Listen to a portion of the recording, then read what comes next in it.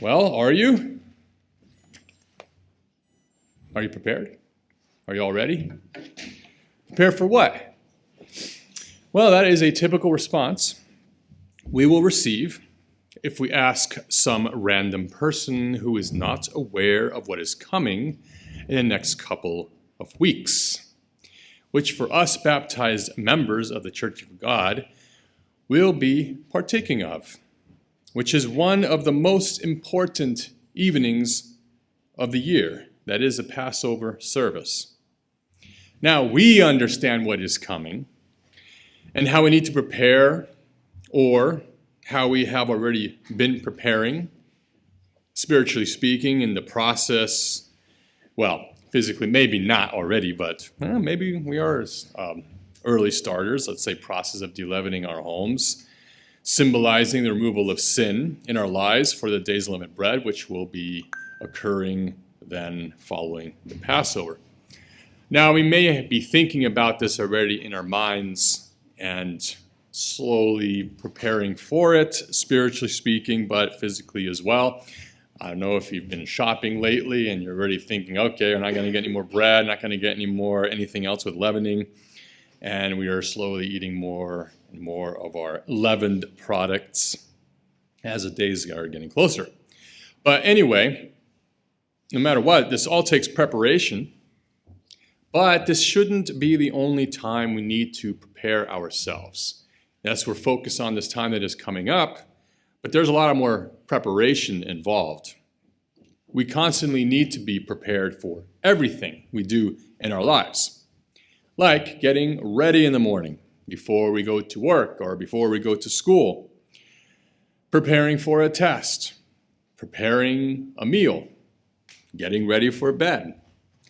Many simple, everyday tasks that involve preparation. The ability for me to give this message involves preparation as well, especially if you are asked to give it a little bit earlier than as planned, so you have to prepare even quicker. I thought to myself what I would do to prepare for this sermon, and I thought the idea of talking about preparation would be appropriate, especially in light of what is just before us. And this involves everyone in God's church, so I know that I am not alone in this. Now, there are only a few weeks left to prepare for the Passover and the days of unleavened bread, meaning that we must physically, once again, de-leaven our houses and examine ourselves spiritually before we take the Passover to see where we are in relation to God and His way of life. Again, this is something that we need to do on a continuous basis throughout the year, really every day, having that in our mindset. But there is a lot more to it than just that, because keeping a days of unleavened bread symbolizes living a sinless life. And we have to be prepared at all times for the unexpected, especially now, since the time is getting closer and closer to Christ's return. But we do have a general idea of what to expect, and that is why we must be free from sin. The book of Revelation is a book of prophecy, which hasn't come to pass yet. And it is really scary when you think about what is prophesied and what we read about in this book and what is going to happen on this earth. Now, much of what I'm going to be speaking about today are things that we have already been hearing about lately anyway, what we talk about on a yearly basis, but it never hurts to go over it again and to review what is said in the Bible, because we really need to have this embedded in our minds. If we start in Revelation chapter 6,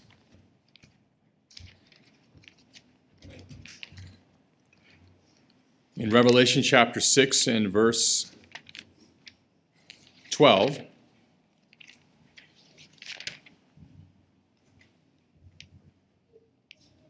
we read about the heavenly signs, the sixth seal. I looked when he opened the sixth seal, and behold, there was a great earthquake. And the sun became black as sackcloth of hair, and the moon became like blood. Earthquakes is something that we have gone through, that we have personally witnessed, and something that comes upon us unexpectedly. Something comes upon us suddenly. And we're going to be seeing earthquakes more and more in the future, and they are going to get worse and worse, as we read about here. So this earthquake, the sun became black, the moon became like blood, and the stars of heaven fell to the earth as a fig tree drops its late figs when it is shaken by a mighty wind. Then the sky receded as a scroll when it is rolled up, and every mountain and island was moved out of its place. Now that is one serious catastrophe right there. And the kings of the earth, the great men, the rich men, the commanders, the mighty men, all these people that people look up to in this world, every slave and every free man hid themselves in the caves and in the rocks of the mountains. There is nobody on this earth who is powerful enough to stand for this. And, verse 16, said to the mountains and the rocks, fall on us and hide us from the face of him who sits on the throne and from the wrath of the Lamb, for the great day of his wrath has come, and who is able to stand? That is going to be quite a time as Christ is returning to this earth. And there is nobody on the face of this earth that could stand to that. There's nobody powerful enough. No human being would be able to survive if Christ doesn't intervene. Going further in chapter 8 and verse 7, we see about things that are happening to this world at that time, in the near future. The first angel sounded, hail and fire followed, mingled with blood, and they were thrown to the earth, and a third of the trees were burned up, and all green grass was burned up. Again, we have witnessed fires. During the fire season, we have, and I'll be going into that more, personally have gone through that. And just imagine this, though, the third of the world being burned up. That's a lot. We haven't gone through that yet. Verse 8, and that's just the beginning. Verse 8, then the second angel sounded, and something like a great mountain burning with fire was thrown into the sea, and a third of the sea became blood. This is something we see in movies when a big meteorite comes and hits the earth. This is going to happen. Verse 9, and a third of the living creatures in the sea died, and a third of the ships were destroyed. Again, a small taste of what we have already seen in history. Even hearing about sea animals dying, even with war, how we see a lot of the ships that were destroyed. But we're talking about, once again, a third of this. Verse 10, a third angel sounded, and the great star fell from heaven, burning like a torch, and it fell on the third of the rivers and on the springs of water. The name of a star is wormwood, which is possibly another meteorite, or it could possibly be a man-made bomb, and we know about this, and we know how many nuclear weapons are around the world, or maybe we don't even know the full extent of it, but there are a lot, and of course, if they all go off at one time, that's it for the earth. But that time that is coming is going to be a very destructive time. Again, a third of the waters became wormwood, and many men died from the water because it was made bitter. Then verse 12, then the fourth angel sounded, and a third of the sun was struck, third of the moon, third of the stars, so a third of them were darkened. A third of the day did not shine, and likewise the night. And I looked, and I heard an angel flying through the midst of heaven, saying with a loud voice, woe, woe, woe to the inhabitants of the earth because of the remaining blasts of the trumpet of the three angels who are about to sound. Now, there's going to be a large population of people going through these events on earth. A scary time to think about. Now, does that refer to everybody?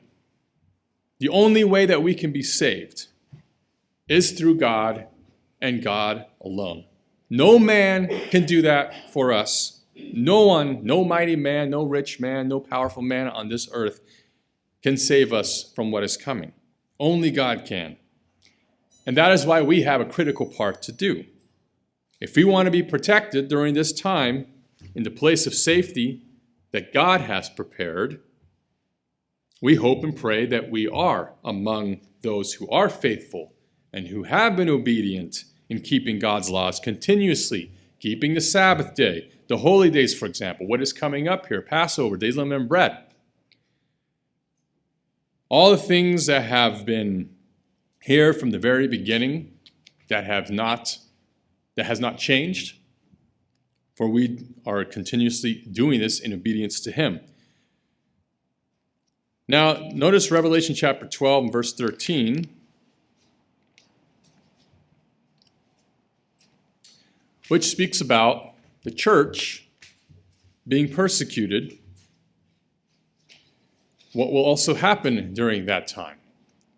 When the dragon, that is Satan, saw that he had been cast to the earth, he persecuted the woman, that is the church, who gave birth to the male child, that is Christ. But the woman was given 2 wings of a great eagle, that she might fly into the wilderness to her place, which is a place of safety, where she is nourished or protected for a time and times and half a time, referring to 3.5 years, from the presence of the serpent.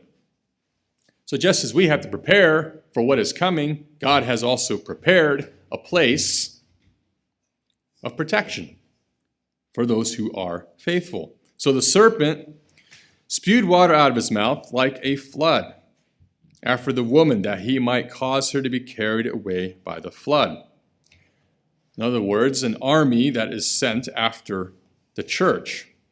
But the earth helped the woman, and the earth opened its mouth and swallowed up the flood which the dragon had spewed out of his mouth.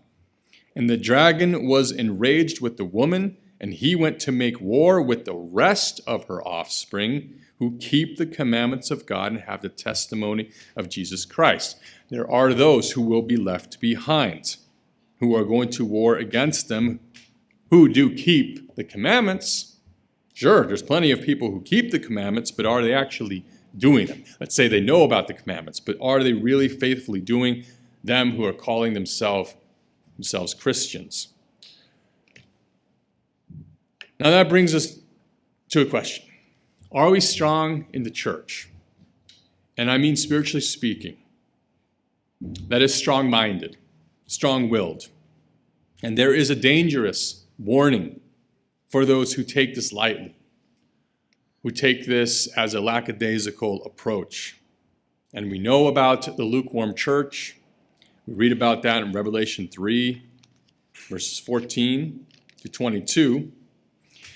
And this is a time that we are in right now as well.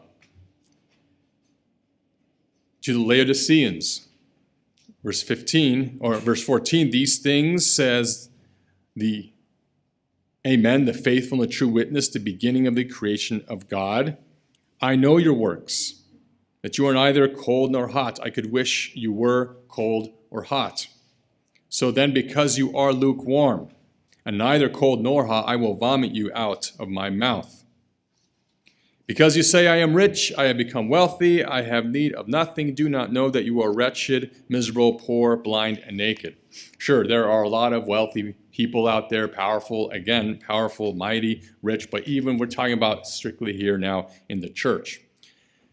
Taking for granted, let's say, that you have God's protection, but then you're not putting the work into it. You know, that's a dangerous attitude right there to have. And we can get easily distracted and be in this category if we're not careful. Verse 18, I counsel you to buy from me gold refined in fire, that you may be rich, and white garments, that you may be clothed, that the shame of your nakedness may not be revealed, and anoint your eyes with eye salve, that you may see. What is more important than being physically rich? That is, being spiritually rich. Anointing our eyes with eye salves, that you may see spiritually what's going on around us. Verse 19, as many as I love, I rebuke and chasten, therefore be zealous and repent. And this is something that will never or should never go away. We always need to be zealous. Behold, I stand at the door and knock. Verse 20, if anyone hears my voice and opens the door, I will come into him and dine with him, and he with me. To him who overcomes, I will grant to sit with me on my throne, as I also overcame and sat down with my Father on his throne. He who has an ear, let him hear what the Spirit says to the churches. And action is always involved in everything we do in our lives. An action to prepare, for example. That is why it is very important to be a part of God's church and to do what God commands us to do. If we want to be saved and prepared, we have to watch and be aware of what is happening in this world and also in the church. And there is certainly a lot of crazy stuff happening. We read about it every week in the update. Really some crazy things happening in the world right now. That is continuously happens. And we need to be ready for Christ's return. That also involves preparation. Matthew chapter 25.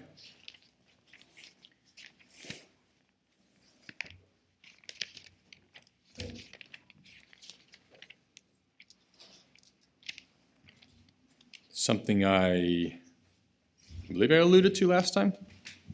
If not, I had before. Matthew 25 in verse 1. These parables here that were given at the time of Christ had a very significant reason for what is happening or happening in the future, and really something that we should be taking seriously or personally anyway. Matthew 25 verse 1, then the kingdom of heaven shall be likened to 10 virgins who are pure, who are purified through Christ's blood, who took their lamps and went out to meet the bridegroom. 5 of them were wise, and the other 5 were foolish. Those who were foolish took their lamps, which was referring to God's word, and took no oil with them, referring to God's Spirit. But the wise took oil in their vessels with their lamps. But while the bridegroom was delayed, they all slumbered and they slept. Oh, Christ is not returning yet. So we still have time to do this. We still have time to do that. Well, let's finish this bucket list or whatever you want to call it. Whatever you want to do in life. So you start to neglect, you start to forget about, or you kind of put that in the back burner of what's going on. But if we keep reading, at midnight, which is the darkest time where everybody is asleep anyway, you wouldn't expect it, a cry was heard, behold, the bridegroom is coming, go out and meet him. Then all those virgins arose and trimmed their lamps. The foolish said to the wise, give us some of your oil, for our lamps are going out. All of a sudden, they wake up, and they realize they don't have oil that they need. But the wise answered, saying, no, lest there should not be enough for us and you, but go rather to those who sell and buy for yourselves.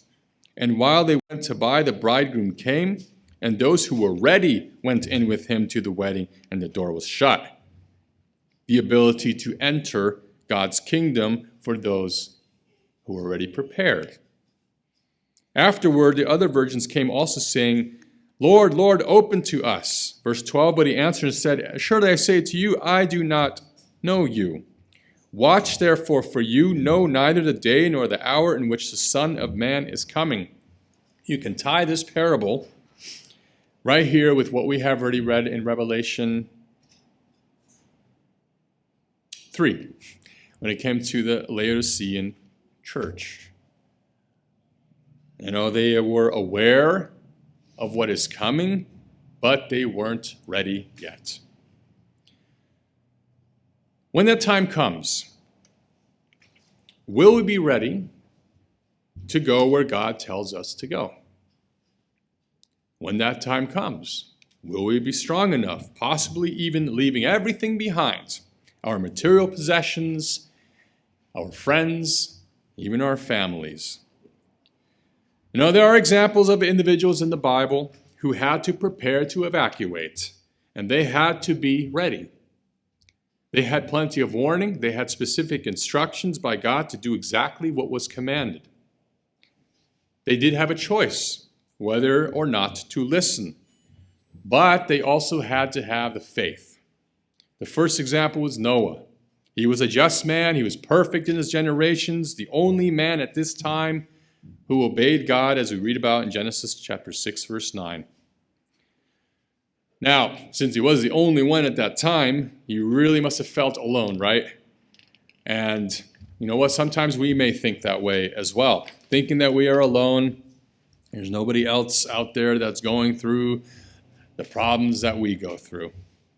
But God gave a specific command to make an ark in the middle of a desert. At the hottest time, it hasn't been raining there for who knows how long, because God was going to flood the whole earth. Now, if God was going to tell you something like that, what would be your initial reaction? Or would you kind of reason with him, trying to tell him, well, what sense does that make? I mean, you know, we read about plenty of examples of individuals who tried to reason with God, you know, but God had a specific purpose and a plan in mind. Now, God had told them specifically how to build this ark and what to take in the ark, verses 14 through 22. And, you know, I think about at that time, you think about today with technology and everything, how to build something, and you have everything done with machines. I mean, think about that. At that time, there were no machines. Everything was with hand. To build something so enormous. And we heard in the sermonette, it could take about a year to build a house. It did not take a year to build an ark. I mean, God had a plan that was going to take several years, so had to stick with it. I mean, I got to talk about faith. Now, Noah obviously had incredible faith, and he did what God commanded him to do. And if Noah had not done this, then we wouldn't be here today. You know, Noah understood a great responsibility that he had to save mankind, let's say. And it only took one man and his family. And we have to be like Noah and do exactly what God commands us to do, or else there will be no hope for mankind and what the overall potential of man is. Think of it personally, like I said. Put yourself in that situation like we are the only ones in this whole world, and God is telling us what to do here. Now, God did save Noah, and he gave us another chance. In Genesis chapter 9, verse 1, quickly read that. God blessed Noah and his sons and said to them, "Be fruitful and multiply and fill the earth." Started over with Noah, and through him, that's how God had blessed him. Abraham was also given a command and a promise in chapter 12 and verse 1 of Genesis. Genesis 12 and verse 1, the Lord said to Abram, "Get out of your country, from your family, and from your father's house to a land that I will show you." This involved preparation. "I will make you a great nation. I will bless you and make your name great, and you shall be a blessing. I will bless those who bless you. I will curse him who curses you, and in you all the families of the earth shall be blessed." Here is a promise that God gave to Abraham. A promise of blessing, a promise of protection. Now, Abraham's grandson Lot was also given a command to prepare for evacuation, since the city of Sodom and Gomorrah, where he lived, would be destroyed because of all the wickedness of the people, which we do read about in Genesis chapter 19, verse 12 through 19. Genesis 19, verse 12. The men said to Lot, who were the angels that God had sent, "Have you anyone else here? Son-in-law, your sons, your daughters, whomever you have in the city, take them out of this place. For we will destroy this place, because the outcry against them has grown great before the face of the Lord, and the Lord has sent us to destroy it." So Lot went out and spoke to his sons-in-law who had married his daughters and said, "Get up, get out of this place, for the Lord will destroy this city." But to his sons-in-law he seemed to be joking. or joking. Of course, when you're in such a city, when you have spent there so long and you are blinded by sin, by everything that is going on, he didn't really take him seriously. Now here, this was very blunt, it was very specific, as God was telling Lot, the angels there. So Lot knew what he had to be doing. Now we probably haven't had an experience like that, told to leave our town, leave where we grew up and move somewhere. We haven't had anything so specific, but here we're talking about a very specific thing. But we've gone through something like that in our lives too. And we could see why. Maybe we didn't understand it right away. Lot actually had a good idea, obviously, what was happening here. He didn't understand that. So verse 15, when the morning dawned, the angels urged Lot to hurry, saying, "Arise, take your wife and your 2 daughters who are here, lest you be consumed in the punishment of the city." And while he lingered, he was not quite ready to leave yet. The men took hold of his hand, his wife's hand, and the hands of his 2 daughters, and the Lord being merciful to him, and they brought him out and set him outside the city. So it came to pass, when they had brought them outside, that he said, "Escape for your life, do not look behind you, nor stay anywhere in the plain. Escape to the mountains, lest you be destroyed." A specific command again. Lot said to them, "Please, no, my lords."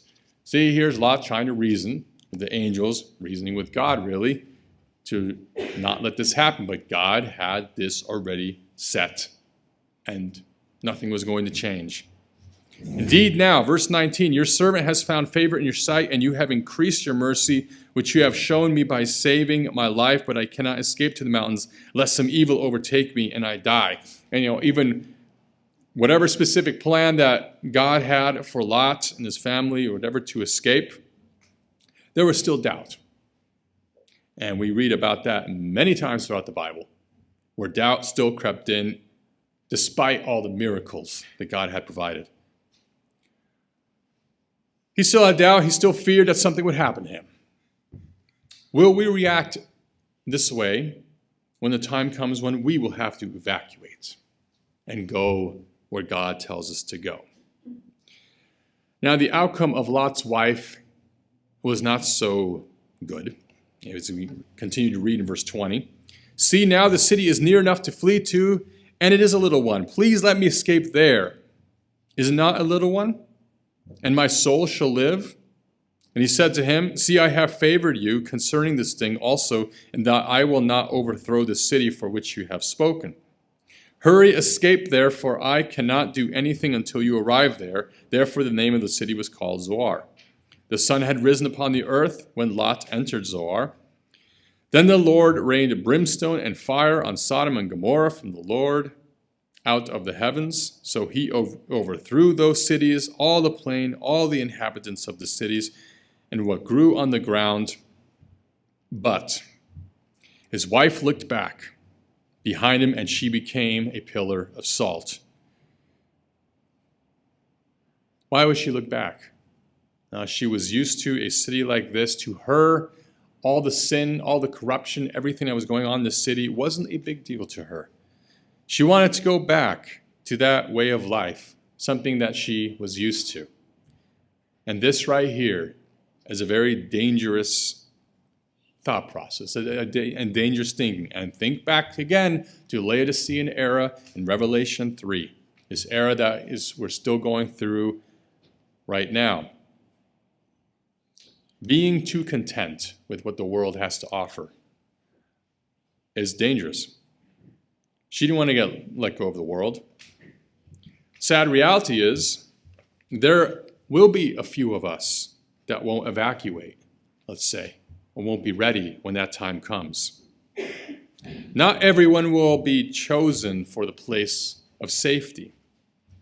But there will also be specific people that God has chosen to fulfill his purpose in preaching the gospel during the Great Tribulation, who will be given powers and responsibilities, the 2 witnesses, for example, along with faithful saints who will be assisting them at that time. Again, this is something that God has already planned, has already chosen these individuals who will stay behind to assist them. But again, God has this all in control. There's no need to worry about that. There's no need to fear that. The only thing we can fear really is ourselves. Because if we do not obey God, then we have a problem. So the rest for God's people, this is why we have to make sure we are always obedient, faithful, prepared for Christ's return. Moses was also given a specific command by God to free Israel from Egypt in Exodus 3 and verse 7.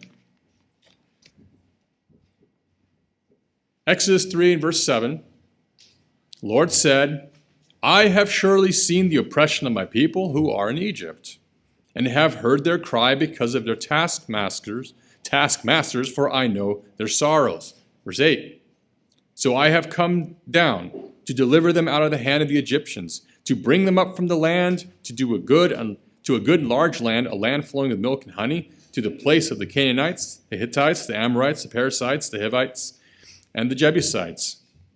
Verse 9, now therefore, behold, the cry of the children of Israel has come to me, and I have also seen the oppression with which the Egyptians oppressed them. So come now, therefore, and I will send you to Pharaoh, that you may bring my people, the children of Israel, out of Egypt. If you were given a task like that to do, what would be your initial reaction? Would it be the same reaction that Moses had? At first, Moses didn't have all the faith and the confidence that he could do what God commanded. But again, God made up his mind that it would be Moses that would do this job. And there was nothing that Moses could do to get himself out of it. Who else was in that situation? We heard about that recently. Jonah, who tried to flee from God, but that didn't work. He knew after the great fish swallowed him up, spit him back out, that it was God trying to tell him something. If God commands us to do something, we better do it, or else there will be consequences. We can't hide, we can't run away from God. God will do whatever it takes for us to wake up. If we're going down a wrong path and something happens in our life, God will find a way to wake us up. God has already predestined and chosen us from the very beginning to do his purpose. Yes, we still have a choice to make. That is true. But if God already has chosen us for a specific purpose, he's going to make sure that we do what he wants us to do. Back to the story of Moses, God had assured Moses continually that he would be with him the whole time. God is very merciful.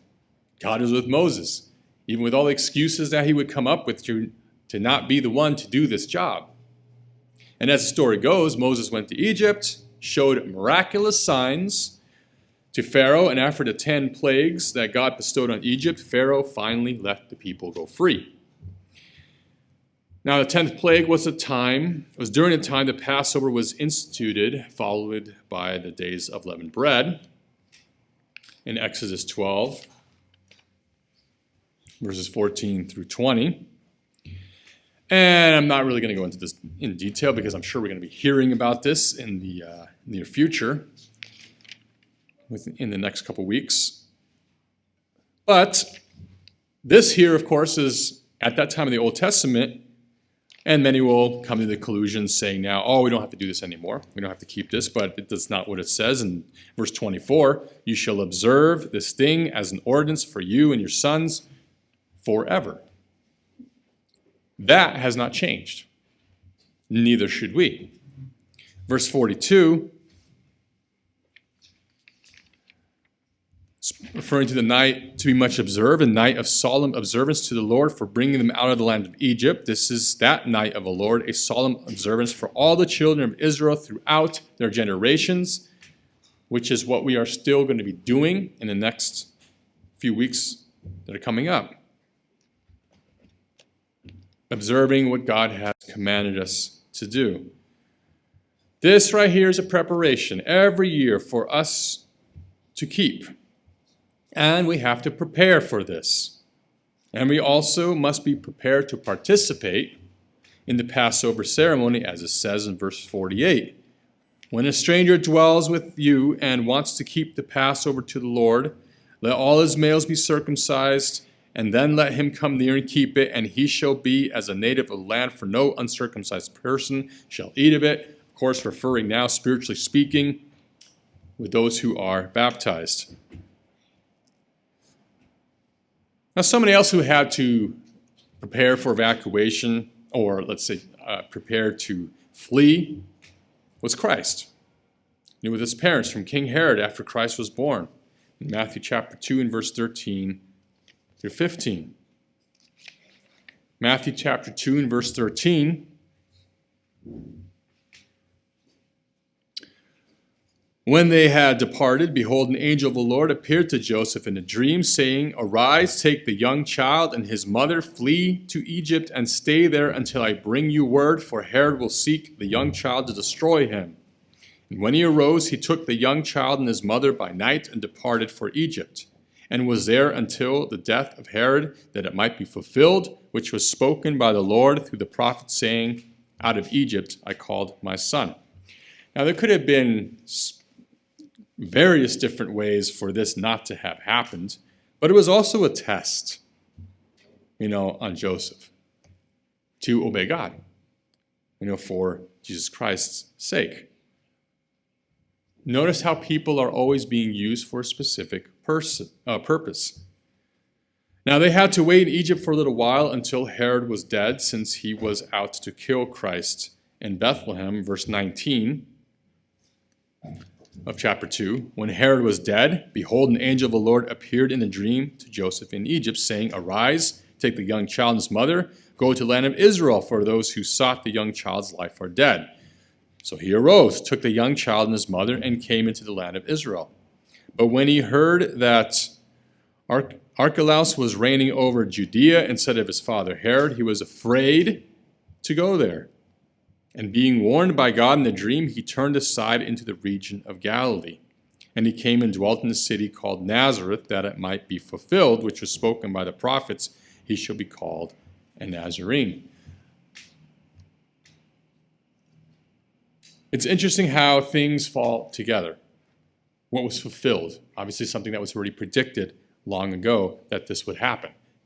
And if God predicts it and it is prophesied to happen, it will happen. The book of Revelation, it's prophesied to happen. It will happen.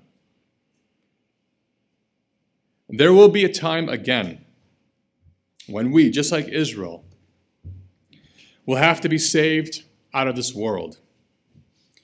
But we have to respond to God's calling starting now, continuously. Why wait till, I'm not going to do this yet. I'm not going to wait to get serious until later when things really start happening. You can't go by that, because we individually have to be prepared for the coming of Christ. We read about the fall of Babylon the Great, which is a political, religious, economic power at the end time, at the time where the unimaginable and terrible events will take place. Notice Revelation chapter 18, verses 4 and 5. Revelation 18 and verse 4.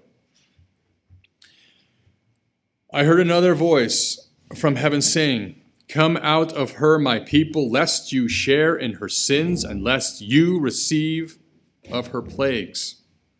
For her sins have reached to heaven, and God has remembered her iniquities.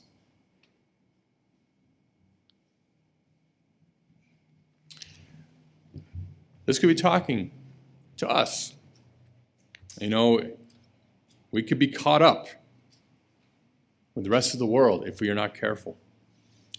Remember who the God of this world is. Satan is not unintelligent by any means. He's a lot smarter than we think. And that is why we have to always be vigilant, always have to be ready for everything that is coming. When that time comes, we have to make sure that we are spiritually ready, because we are not going to have the time to prepare all our physical belongings for evacuation, let's say. There are some things that we must consider at that time. Notice Mark chapter 13 and verse 14.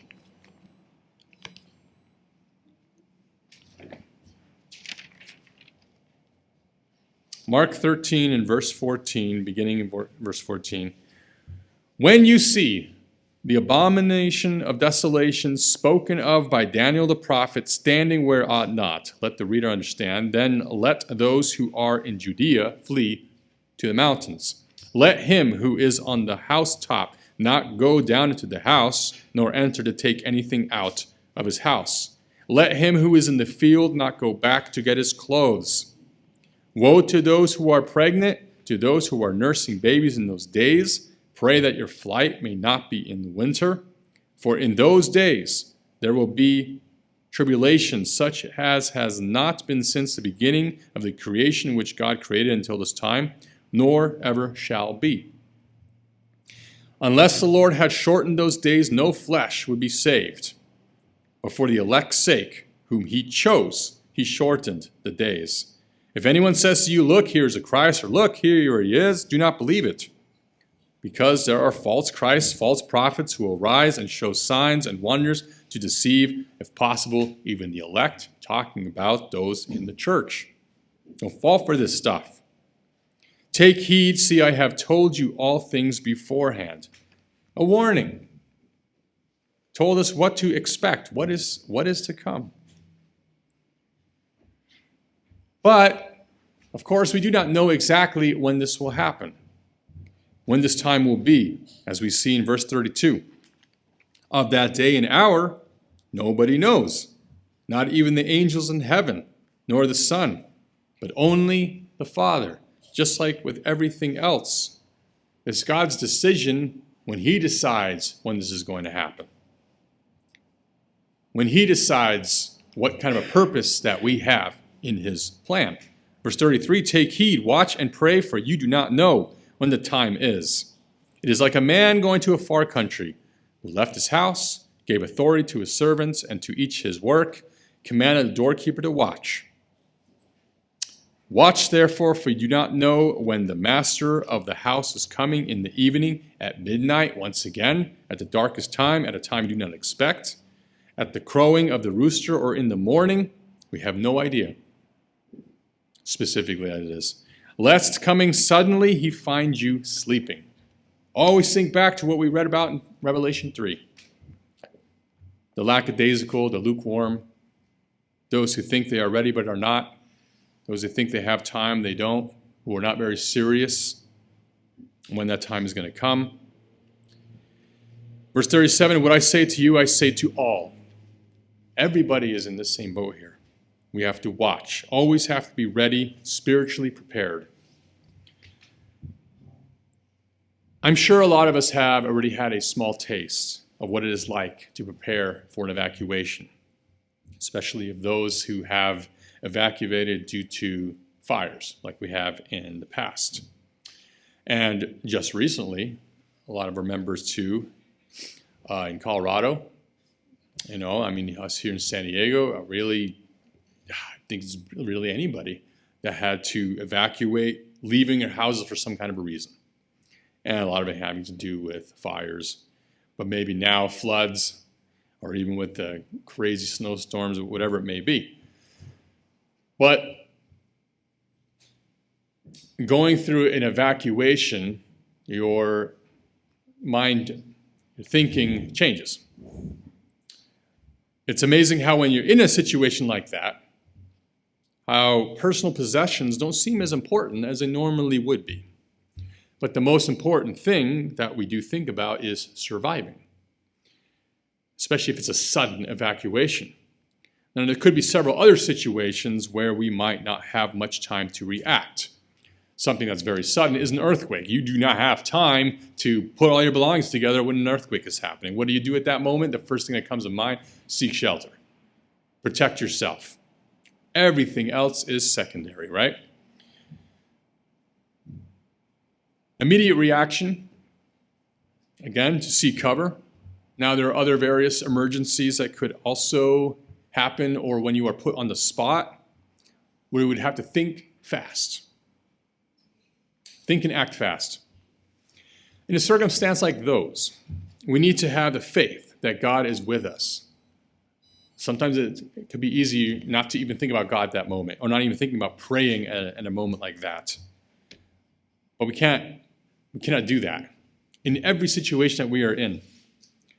Think to God, pray to God that He will protect us and He will save us and He will give us the answers that we need when we are in a situation which is vital. And that is why it is vital that we are close to God and have Him in our lives at all times, ready at all times. Again, I ask, will we be ready for Christ's return? Matthew chapter 22 speaks of another parable. This is something I had alluded to last time. The parable of the wedding feast in Matthew chapter 22, verse 1 through 14. Referring to those who are being called, but they were not offered eternal salvation. Now, God has in mind from the very beginning who He has chosen. But I want to refer to Revelation chapter 19 and verse 5.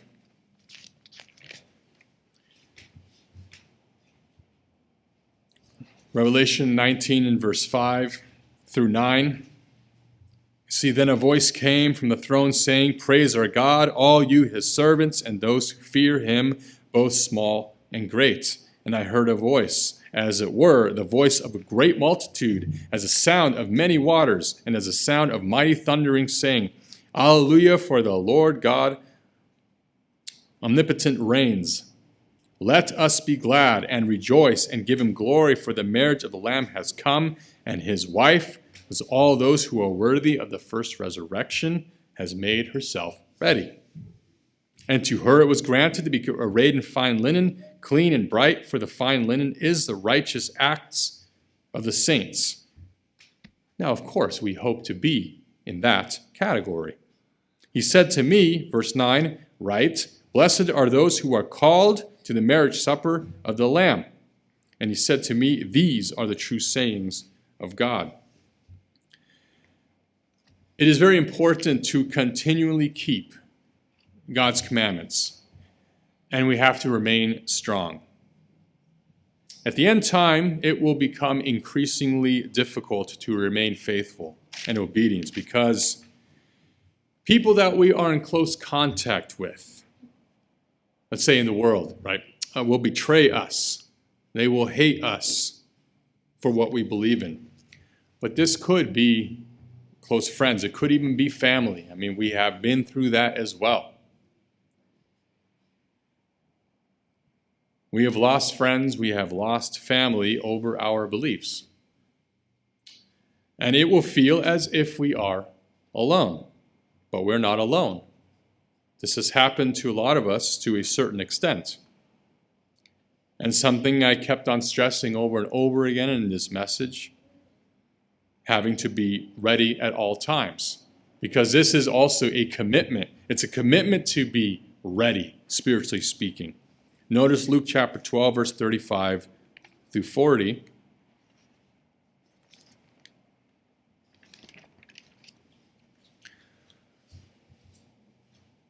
Luke chapter 12, verse 35. "Let your waist be girded and your lamps burning. You yourselves be like men who wait for their master when he will return from the wedding, that when he comes and knocks, they may open to him immediately. Blessed are those servants whom the master, when he comes, will find watching. Assuredly I say to you that he will not gird himself and have them sit down to eat, and will come and serve them." Verse 38, "And if he should come in the second watch or come in the third watch and find them so, blessed are those servants." So it's not just a one-time thing. I mean, it's constantly being ready. "But know this," verse 39, "that if the master of the house had known what hour the thief would come, he would have watched and not allowed his house to be broken into. Revelation 3. Again, how all of this fits, all goes together. We see this Laodicean era, this Laodicean attitude. Here, of course, if we would have known the thief was coming, we'd be ready. But then we know, oh, he's not going to come now, so we can just sit back and relax. But that's not what God is saying here. Verse 40, therefore you also be ready, for the Son of Man is coming at an hour you do not expect. We know that the time is near. And we have to be prepared. We start in Revelation, we'll end in Revelation. Revelation 22 and verse 7. Now, since the Bible ends this way, the more of a reason why we should really heed and really understand what is coming and what the Bible is saying here, especially in this last chapter. So Revelation chapter 22 and verse 7, behold, I am coming quickly, or soon, when you don't expect it. Blessed is he who keeps the words of the prophecy of this book. Verse 12, behold, I am coming quickly, says it again. My reward is with me to give to everyone according to his work. So it is a constant work that we're doing. It's not just believing, it's more, obviously there's a lot more involved. I believe that we need to keep the Sabbath and the holy days, what is coming up. But how are we doing this? What kind of work are we putting into? How are we observing the Sabbath day? How are we observing the holy days that God has commanded? It's one thing that we read it and know about it. It's another that we're actually doing it. At verse 14, blessed are those who do his commandments, that they may have the right to the tree of life and may enter through the gates into the city. But outside are dogs and sorcerers, sexually immoral and murderers and idolaters, and whoever loves and practices a lie. I, Jesus, have sent my angel to testify to you these things in the churches. I am the root and the offspring of David, the bright and the morning star. Verse 17, and the Spirit and the bride say, come, and let him who says, or who hears say, come, and let him who thirsts come. Whoever desires, let him take the water of life freely. A dedication, a commitment to always be ready, to always prepare, who desires this knowledge. That is a key. And we have to make ourselves spiritually strong. And we have to observe what is going on in this world, making sure that we do not fail and fall right back into the world, as so many in the church have already done. And this is something we go through every single year during the holy days. Why during the holy days? Why is it a lot of times right before the Passover, right before the feast, that people drift away, fall back? This is too much for them. You know, Satan is, like I said, Satan is clever. He knows how to attack. He knows how to get to each and every one's weakness. Now, we have just a few weeks left before we take the Passover, before we ask our merciful Father to forgive us our sins that we have committed throughout the year. And yes, we do. We all sin. It's something that is human, but recognizing our mistakes is also the key, asking God for forgiveness. And once again, at that time, having that fresh start to try to live a sinless life, as difficult and seemingly impossible it is, but it is not impossible to God, because he is stronger than Satan. And so should we, longing for that perfect and wonderful time ahead of us, a taste of what God's kingdom is all about, what all these holy days, what everything that God has commanded for us to keep, what this all signifies, what all symbolizes. Are we preparing ourselves for this right now and what the future holds? Many people will not be ready for Christ's return, but we have the advantage right now because of what we already know.